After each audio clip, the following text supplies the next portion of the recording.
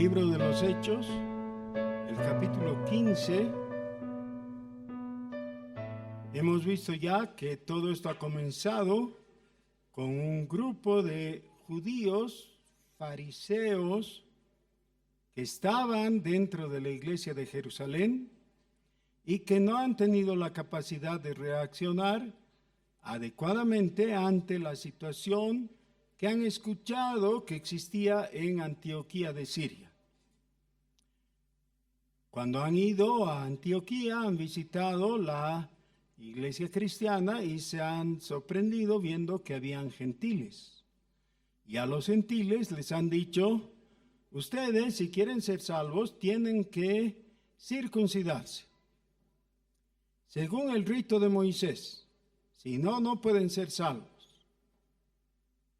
El apóstol Pablo y Bernabé, su compañero, han reaccionado negativamente ante tal iniciativa equivocada de los judíos y han tenido una contienda, dice el texto, no pequeña. Eso ha causado que los de Antioquía vayan a Jerusalén y presenten el asunto ante los apóstoles y los ancianos de la iglesia. No hay discusión, no hay un debate, hay un acuerdo. Una vez que les han escuchado la exposición de los puntos de vista de Pablo y Bernabé, primeramente Pedro dice: esto no es extraño porque yo también he sido, ustedes saben, les he contado, he sido llevado por el Señor ante Cornelio, que estaba con su entorno de gentiles, he predicado y ellos han creído y han sido salvos con las evidencias que han surgido, que son innegables. Entonces, el que estaba moderando por ese tiempo la iglesia en Jerusalén, que era el hermano en la carne del Señor Jesús, llamado Jacobo o Santiago, que no es el mismo que uno de los dos apóstoles que se llamaban así, él dice: está bien, ya hemos oído la exposición y llegamos a ciertas conclusiones. Dice el versículo 19, por lo cual yo juzgo que no se inquiete a los gentiles que se convierten a Dios. Esa es la recomendación de Santiago, el escritor de la epístola del Nuevo Testamento. Él dice: no se inquiete a los gentiles, sino que se les escriba que se aparten de las contaminaciones de los ídolos, de fornicación, de ahogado y de sangre. ¿Qué es lo que está haciendo ahí? Está reconociendo que no se necesita todo ese edificio tan ampuloso de la ley del Antiguo Testamento, presentada desde Éxodo para adelante, sino que se puede retroceder un poco en el tiempo y llegar a Noé y sus descendientes. Ahora recuerden, la humanidad se había portado tan mal en el capítulo 6 de Génesis que Dios decide eliminarla y manda el diluvio. Desde Noé, sus hijos y sus nueras, surge una nueva humanidad. Y hablando con esa nueva humanidad, Dios establece el pacto del cual es símbolo el arco iris. ¿Ya? No los gays. ¿Ya? El arco iris no tiene nada que ver en realidad con los gays. El arco iris es señal del pacto que Dios hace con la humanidad, cuyo representante en ese momento era Noé. Y lo que le da a Noé, dentro de ese pacto, es una ley rudimentaria.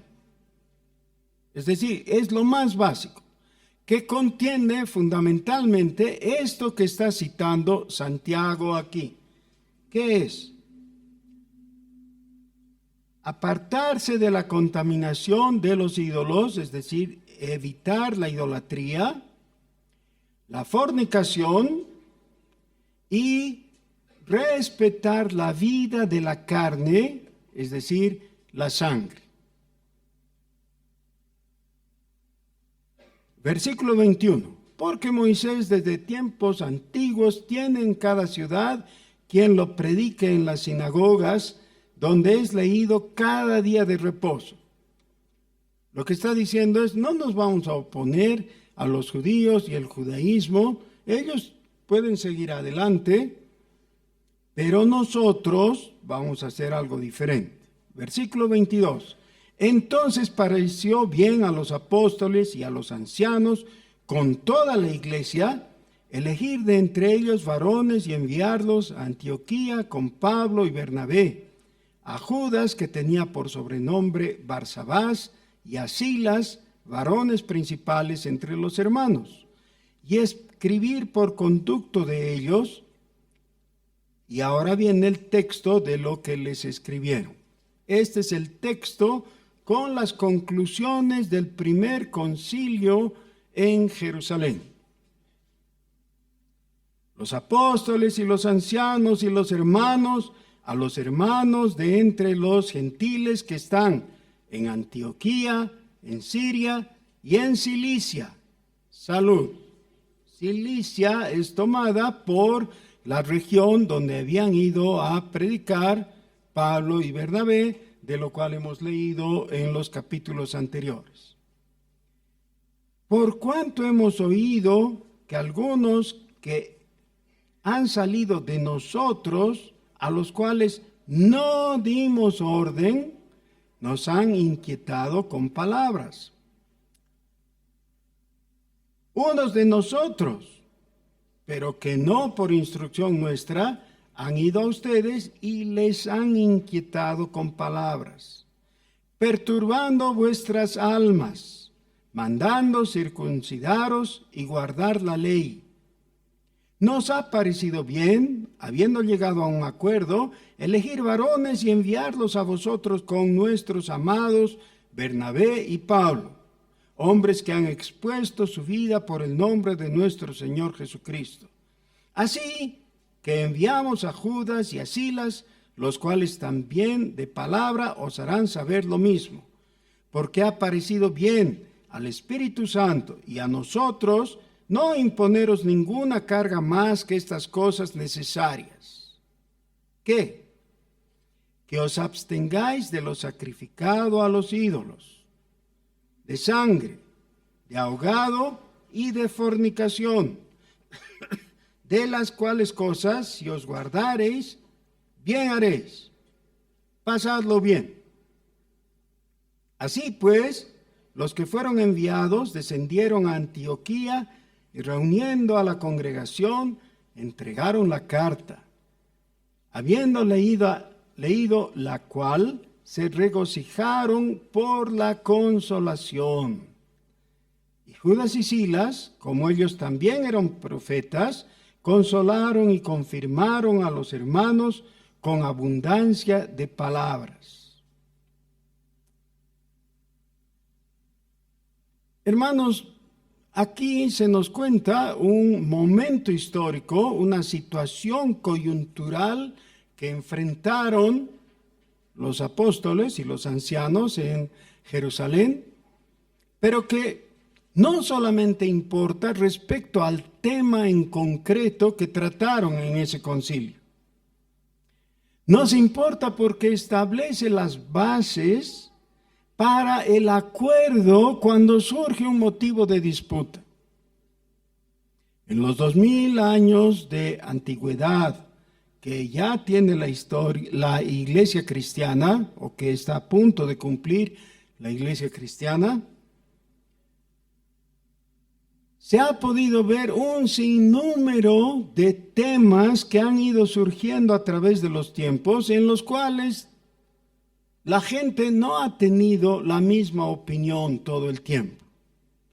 Y tenemos entonces temas de gran importancia y temas secundarios que no revestían importancia alguna o que revestían una importancia muy relativa, muy secundaria, y por tanto tenían que ser tratados de esa manera también. Algunos años más tarde, en la época del apóstol Juan, es decir, recuerden, Juan comenzó su carrera siendo muy joven, pero más tarde fue llamado al ministerio en una manera muy especial y cumplió una labor incomparable porque no había con quién comparar, puesto que era el único apóstol que había sobrevivido y que todavía estaba ministrando al final del primer siglo. Y de ahí tenemos la epístola o el libro de Apocalipsis, que es una epístola también. En la época de Juan, cuando surgen sus 3 epístolas, la gran disputa era acerca de la persona del Señor Jesús y su naturaleza. Esto no estaba en discusión en Jerusalén en la época que estamos leyendo aquí en Hechos. Pero ¿cómo se arregló, cómo se orientó? A través del ministerio apostólico. Pero Juan ya murió antes de terminar el siglo. No habiendo ya un apóstol a quien preguntarle qué puede hacer la iglesia cuando se ve que hay criterios distintos entre partes que la componen. ¿Qué es lo que hay que hacer? Hay que hacer lo mismo que hicieron los de Antioquía. Hay que volver a los apóstoles. ¿Cómo diríamos nosotros? Ya los apóstoles han muerto hace 1900 años. Sí, no hay que volver a ellos personalmente, pero hay que volver a ellos a través de sus escritos, es decir, del Nuevo Testamento. ¿Qué es lo que hay que hacer? Hay que volver a las Escrituras. A través del tiempo, otra vez menciono esto, han ido surgiendo diversos temas. En el siglo IV, por ejemplo, al comienzo del siglo IV y ya con raíces en el siglo III, se ha discutido muy fuertemente respecto a la naturaleza de Dios. Todo este tema que ha llevado a la redacción de la fórmula teológica que nosotros conocemos con una palabra, un sustantivo.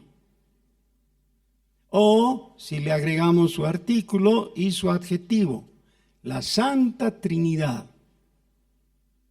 La Santa Trinidad no es un término que esté en la Biblia.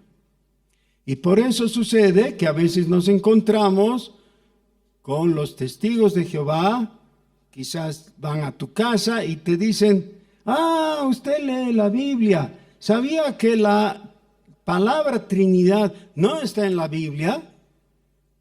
Y no son pocos los cristianos que se sorprenden y dicen, ¿será verdad esto? Porque nosotros creemos en la Santa Trinidad, pero ¿y si no está en la Biblia?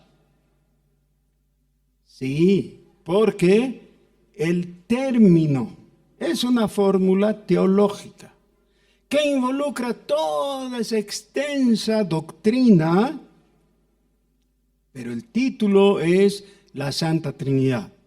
El término no está en la Biblia, pero el sentido, el concepto está en la Biblia desde Génesis hasta Apocalipsis.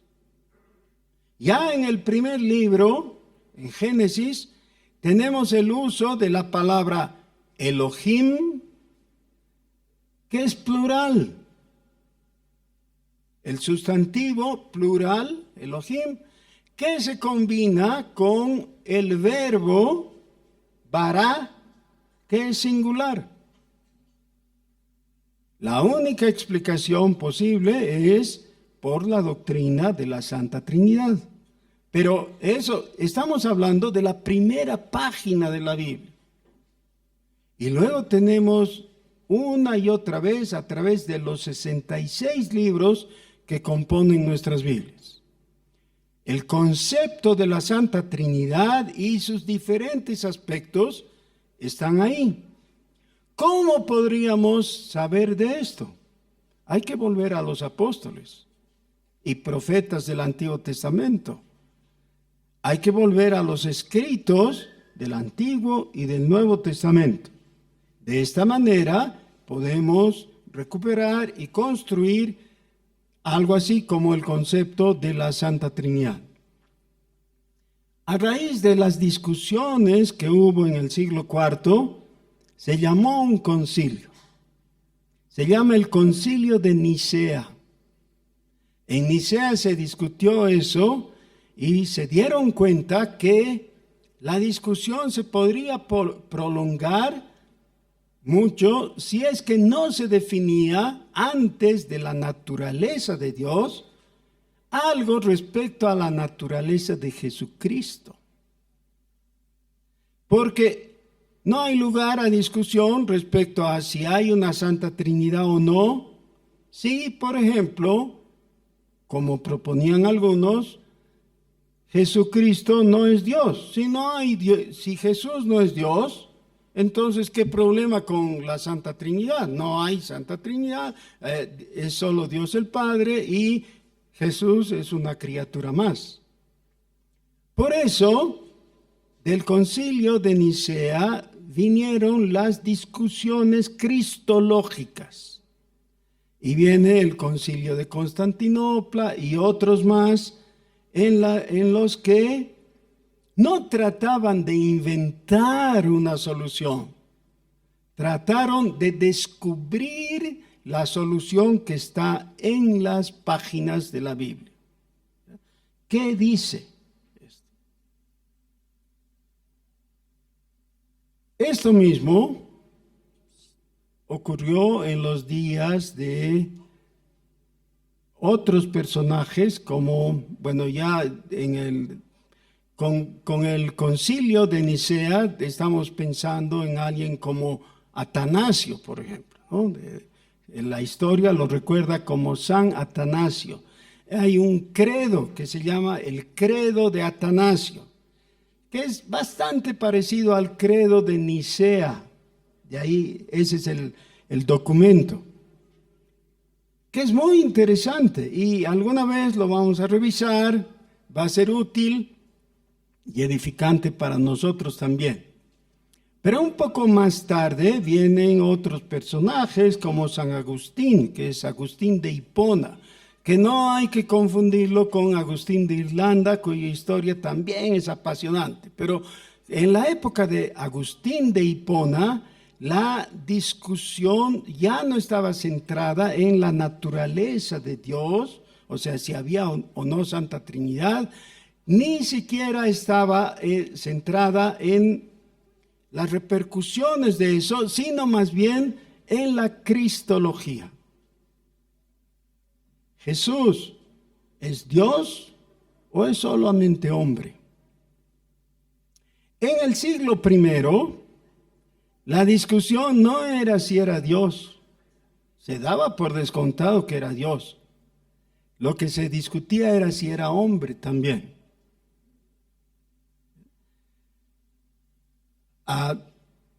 Por eso el apóstol Juan en su primera epístola dice: si alguno viene enseñando que Jesús no vino en carne, es decir, que no era hombre realmente, con nuestra naturaleza, ese es el espíritu del anticristo. Pero ya en los días de San Agustín, la discusión era al revés, si era Dios o no. Y ahí surgió un personaje que se llamaba Arrio. Este Arrio decía: no, Jesús era un gran hombre, pero hombre nomás, no era Dios. Si se traza una línea divisoria entre Dios y el hombre, Jesús es lo más exaltado de lo humano, no llega a Dios. Agustín dice, eso está equivocado. Jesús, Dios, el Hijo, siempre existió. Pero llegó un momento en que se hizo hombre, lo cual es simplemente repetir las palabras de Filipenses capítulo 2. Por tanto, no hay que decir, Agustín inventó eso del... No, claro que no. Agustín hizo lo que nosotros también tenemos que hacer eventualmente, cuando corresponde, volver a la enseñanza bíblica y de ahí rescatar o redescubrir en las páginas de la Biblia la verdad. 1500 años más tarde, un poquito menos, la verdad del Evangelio se había empañado al punto de que la oscuridad la había cubierto y nadie recordaba cómo o qué es lo que dice realmente el Evangelio. ¿Cómo sucedió eso? Por siglos y siglos de no leer la Biblia. Porque se pensaba que la Biblia era solamente para los expertos que pudieran leerla en latín. Y el culto se decía en latín, como hasta el siglo XX ha sido en la Iglesia Católica de Roma. Entonces la gente no sabía nada de lo que decía la Biblia. En esa circunstancia, cualquier cosa se puede enseñar sin que se pueda contradecir desde la verdad de las Escrituras. Había la necesidad de construir la Capilla Sixtina, o de terminar de construir, no de avanzar. Para eso, vieron que el lugar donde más fácilmente podrían conseguir dinero si se ponían en campaña era Alemania, especialmente Prusia. Y le encomendaron a un monje llamado Tetzel, Hans Tetzel, que él recaudara fondos. Y él era un tipo muy creativo y con una capacidad de predicación que realmente deslumbraba a muchos. Así que él fue inventando cosas tales como esta. Decía él en su predicación, si tú entregas un taler era una moneda de plata, la moneda más grande de plata que tenían los alemanes, y de ahí deriva la palabra dólar, por si acaso. ¿Ya? Él decía, si tú entregas tu taler, cuando éste entra y toca el fondo del ánfora, el alma de la persona por la cual está rogando, que está en el purgatorio, salta de inmediato a la gloria de Dios. Es decir, recibe liberación del purgatorio. ¿Qué creen? ¿Le fue bien o no?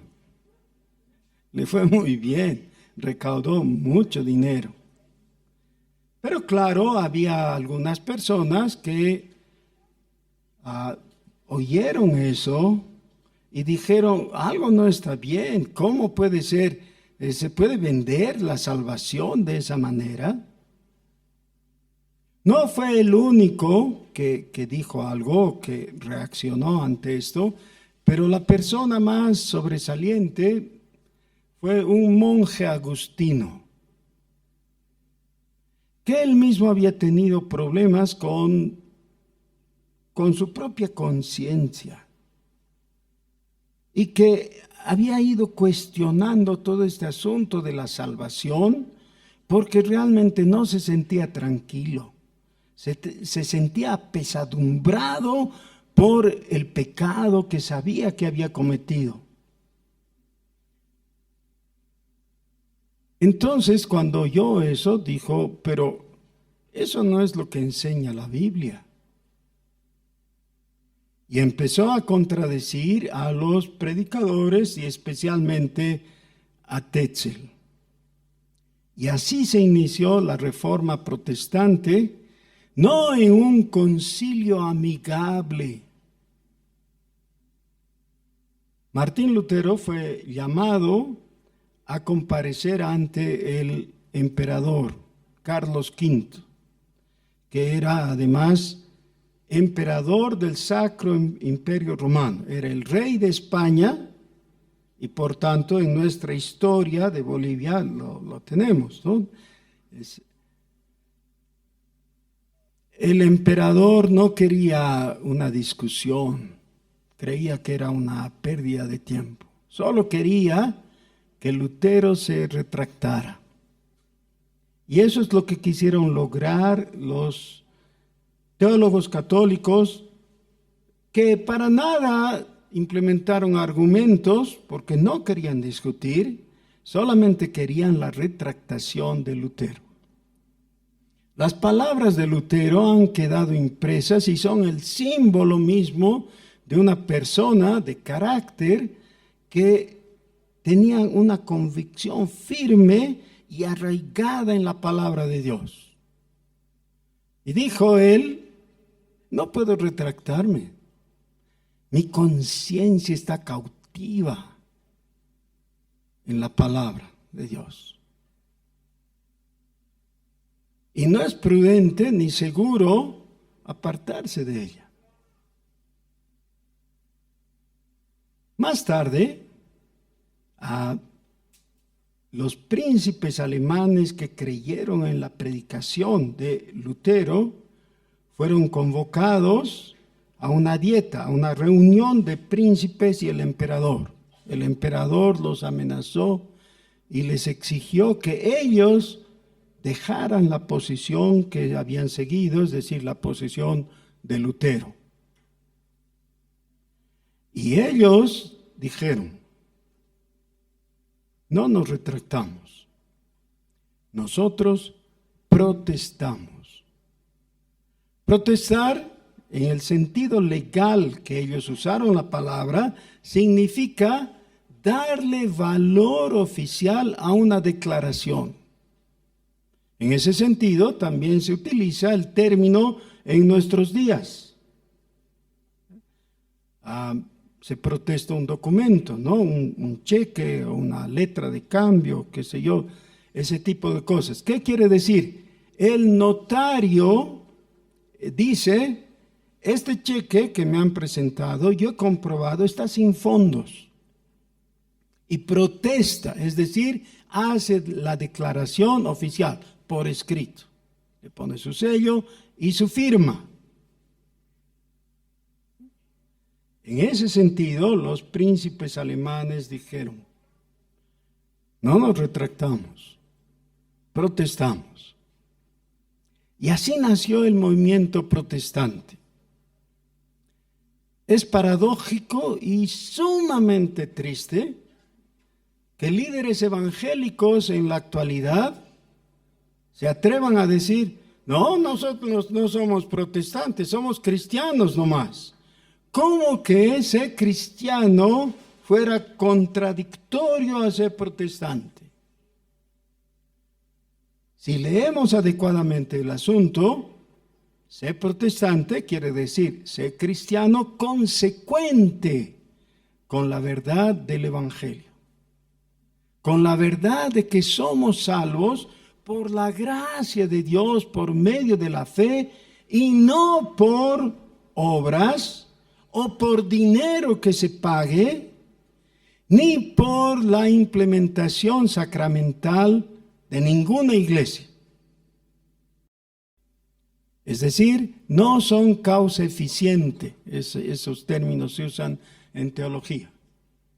Nadie es salvo porque la iglesia haga algo, o porque ellos hagan algo, o porque logren. No. La Biblia claramente dice que somos salvos por medio de la fe, por la gracia de Dios que nos llega. ¿Qué tiene que ver esto con el pasaje? Lo que estoy tratando de mostrar es que la actitud que tuvieron los primeros cristianos, los cristianos que estaban enfrentando los primeros desafíos históricos, doctrinales, hicieron lo correcto. Volvieron a las Escrituras. ¿Qué es lo que hizo Santiago? Leyó Génesis, capítulo 9, donde Dios les habla de qué era lo que requería para la nueva humanidad. ¿Qué es lo que hicieron a su tiempo los diferentes hombres de Dios? Volvieron a las Escrituras. La Reforma Protestante significa simplemente eso, volver a las Escrituras. En la fe de Jesucristo. Recuperar la centralidad de Jesucristo en las Escrituras, la centralidad del Evangelio. Y ese es nuestro afán. De vez en cuando, todos nosotros estamos a punto de resbalar y deslizarnos hacia algo secundario y darle la importancia que no tiene y olvidar lo principal. ¿Y qué es lo principal? Esto que está contenido aquí. Lo que dice la conclusión de este primer concilio es: pásenla bien. Qué gracioso, qué conclusión teológica es esa. Es fundamentalmente lo mismo que Pablo les dice a los filipenses: regocíjense en el Señor. O sea, no permitan que nadie les distraiga y les aparte de su mirada a Jesucristo. No se preocupen por las discusiones que hay entre unos y otros de temas secundarios o de inexactitudes. Si ustedes han sido alcanzados por Cristo, gócense en la salvación y reconozcan que no es por algo que ustedes han hecho, es por gracia, por medio de la fe. Dice que entonces enviaron a Pablo y Bernabé de regreso, pero los acompañaron con 2 hermanos de ahí para que pudieran testificar a favor de ellos. Y ellos eran profetas. Ahora, eran profetas en el sentido bíblico, no en el sentido de los profetas del siglo XX y XXI, ¿no? Que hablan como médiums y cosas así. No fueron a decir cosas raras. ¿Qué hicieron estos profetas en concreto? Dice que consolaron y confirmaron a los hermanos con abundancia de palabras. Eso hicieron. Y eso coincide con lo que en 1 Corintios capítulo 14, versículo 3, dice que el profeta habla para exhortación y consolación. Ya, para edificación, exhortación y consolación. Eso es. La verdadera profecía tiene que ver con el ministerio del Espíritu Santo a través del ministro en favor del oyente. Y dice que fueron consolados, que consolaron a los hermanos con abundancia de palabras, y pasado algún tiempo allí, fueron despedidos en paz por los hermanos para volver a aquellos que los habían enviado. Ya, terminó el asunto y terminó en paz como debía ser. Sí, pero terminó ese momento. No terminó la misión. No terminó la necesidad de seguir ampliando el alcance de los perdidos. Miren cómo continúa, versículo 34. Mas a Silas le pareció bien el quedarse allí. Y Pablo y Bernabé continuaron en Antioquía, enseñando la palabra del Señor y anunciando el evangelio con muchos otros. ¿Para qué enseñaban el evangelio? No es para seguir engordando espiritualmente. Es para crecer y ser útiles. Miren cómo continúa el capítulo. Versículo 36. Después de algunos días, Pablo dijo a Bernabé: volvamos a visitar a los hermanos en todas las ciudades en que hemos anunciado la palabra del Señor para ver cómo están. Y Bernabé quería que llevasen consigo a Juan, el que tenía por sobrenombre Marcos. Ya lo habían llevado en el primer viaje, ¿recuerdan? Pero a Pablo no le parecía bien llevar consigo al que se había apartado de ellos desde Panfilia y no había ido con ellos a la obra. Y hubo tal desacuerdo entre ellos que se separaron el uno del otro. Bernabé, tomando a Marcos, navegó a Chipre. Y Pablo, escogiendo a Silas, salió encomendado por los hermanos a la gracia del Señor. Y pasó por Siria y Cilicia, confirmando a las iglesias. Pablo y Silas fueron por las ciudades del primer viaje misionero, repasando los lugares. Bernabé se fue a Chipre y después se fue a el norte de África. El libro de los Hechos, escrito por Lucas, recuerdan, Lucas era discípulo de Pablo, así que nos continúa el relato desde la perspectiva paulina. De Bernabé no se menciona mayormente ya nada, por lo menos no nos relata qué hizo. Sin embargo, la historia, no en la escritura, la historia secular nos cuenta que Bernabé visitó las iglesias o las ciudades del Imperio Romano que estaban en el norte de África. Ustedes saben que el Imperio Romano cubría todo el sur de Europa y el norte de África, ¿no? Toda la cuenca del Mediterráneo. Y ahí, en el norte de África, calculan los expertos que la obra de Bernabé fue tan fructífera o más que la de Pablo en lo que ahora es Turquía y en Europa. Ambos hicieron la obra de Dios. No se pudieron poner de acuerdo. No pudieron ponerse de acuerdo para ir juntos. Y decimos, qué bien. Si hubieran ido juntos, hubieran hecho la mitad. Pero cada uno, sin enemistad, solamente se separaron. Cada uno realizó aquello a lo que Dios les guió. Y así sigue la historia.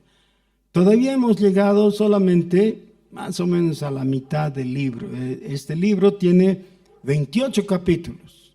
Ahora estamos concluyendo el capítulo 15. Los siguientes capítulos son muy interesantes. ¿Ya? ¿Qué es lo que pasó con el apóstol Pablo y su equipo misionero, que era muy dinámico? Y podemos decir que gracias a ese ímpetu misionero, a la larga, el evangelio ha llegado a nosotros también. Así que muchas gracias a Dios por esta obra misionera. ¿Y qué de nosotros? ¿En qué andamos? ¿Cuáles son nuestras preocupaciones? Tal vez si algunos les preguntamos, ¿y cuál es tu gran preocupación? Te va a decir, el clásico. A mí me gusta también el fútbol, pero esa es mi gran preocupación. ¿Qué? Tal vez otro diga, sí, mi gran preocupación es que estoy por casarme. Sí, mejor que te preocupes. Pero no debiera ser lo más importante en tu vida. ¿Sabes qué? Aunque te preocupes, de todas maneras algunas cosas van a salir mal. Así es. Necesitas preocuparte en la labor que Dios ha dejado en su palabra para que nos preocupemos, porque Él dijo que todos nosotros estamos embarcados en la misma obra: expandir el reino de Dios, predicar de Jesucristo, alcanzar a otras personas. ¿Va a haber dificultades? Claro que sí, seguro. De todas maneras, la voz de Dios todavía está anunciando, preguntándonos, como en los días de Isaías, ¿a quién enviaré?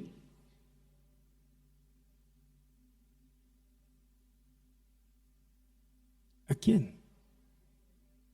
¿Sabes qué? No sirve que le apuntes al de tu lado. Tú no eres llamado para apuntarle al de al lado.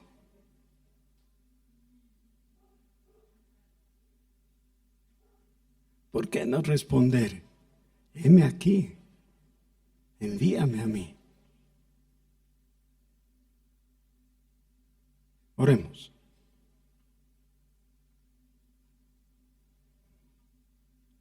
Nuestro Dios, muchas gracias, Señor, porque tú has estado presente a través de todo el tiempo cuidando de tu iglesia. Y han surgido dificultades, han habido desacuerdos, Señor, y los verdaderos siempre han sufrido persecución. Pero nosotros queremos ahora responderte: aquí estamos, a tus órdenes. Envíanos, úsanos, danos el privilegio de ir con tu palabra y alcanzar a otros por Jesucristo. Amén.